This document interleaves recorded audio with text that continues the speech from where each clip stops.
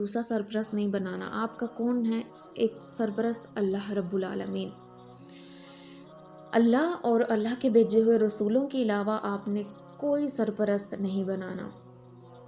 लेकिन फिर उन सब के बारे में अब आप क्या कहते हैं कि जो औलिया अल्लाह के साथ ऐसी ऐसी चीज़ें मंसूब और मोज़े मंसूब कर देते हैं कि जो मोज़े अल्लाह ने अपने नबियों को भी अता नहीं किए, तो क्या ये औलिया कराम जो हैं ये रसूलों से बढ़कर हैं?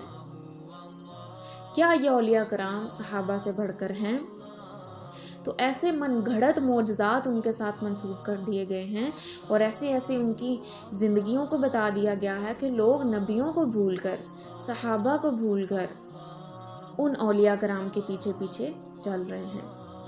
उन औलिया कराम ने ये सारी तालीम नहीं दी, उनके मानने वालों ने उसमें गुलू किया है, यानी हद से बढ़कर ही कुछ बता दिया है। तो वो लोग क्या करते हैं, फिर अल्लाह और उसके रसूल का नाम भूलकर उसी एक औलिया अल्लाह का नाम पुकार कर उसी से मदद हासिल करते हैं, उसी को सब कुछ समझने लगते हैं कि परेशानी आई है दूर भी इस वली ने करनी है, इसका नाम जपूंगा तो सब ठीक हो जाएगा। तो इसमें कसूर बहुत हद तक, मैं अब क्या कहूँ, मैं डायरेक्ट कोई भी बात आपको नहीं समझाती, मैं ढके छुपे लफ्ज़ों में समझाती हूँ ताकि आप अपने इर्द गिर्द होने वाली एक्टिविटीज़ को नज़र में रखें।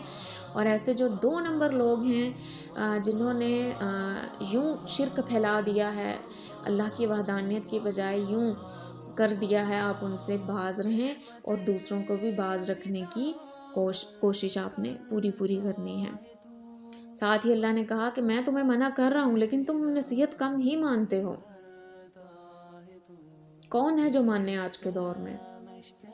अगर किसी को समझाया भी जाए तो उनके पास बड़ी बेतुकी दलीलें देने को होती हैं। कुरान और हदीस के मुताबिक कोई दलील देने को नहीं है, लेकिन गलू इस हद तक कर दिया जाता है हर चीज़ में कि वो फिर पीछे कुछ भी नहीं बचता। वो इंसान जो है, यानी कि अब इसमें जो सबसे बड़ी चीज़ है ना कि यही लोग, अगर नमाज में रोज़ हम एक चीज़ का दावा कर रहे हैं कि अल्लाह मैं तुझ से ही मदद मांगती हूँ और तुझको ही अपना रब तस्लीम करती हूँ, और फिर वही इंसान दिन में 50 बार शिर्क करता है, तो वो सबसे बड़ा जालिम है। उससे बढ़कर कोई जालिम होगा जो पहले इकरार करे कि हाँ अल्लाह मैं इस चीज़ को मानता हूँ, जो नमाज का भी पाबंद है, लेकिन वो फिर शिर्क करता है और उसको शिर्क करते पता ही नहीं चलता। तो अल्लाह ने कोई दलील नहीं माननी कि आप किसी बाबे के पीछे लग गए थे, आपने किसी ऐसे मौलवी की इत्बा की, पैरवी की। अल्लाह ने कहना है कि मैंने एक नबी दिया था, मैंने आपके लिए नबी भेजा था, मैंने एक कुरान उतारा था, उसमें हर चीज़ वाज़े तौर पर लिखी हुई थी, तो तुम क्यों कर ना पढ़ सके, तुम क्यों कर तदब्बुर ना कर सके? क्या मैंने तुम्हें अक्ल शऊर से नहीं नवाजा था? कोई भी दलील देने के लिए ना इन मुसलमानों के पास होगी, ना उन कुफार और मुशरिकीन के पास होगी। अल्लाह ने हर चीज़ का इंतज़ाम किया है, पहले से ही कर दिया है।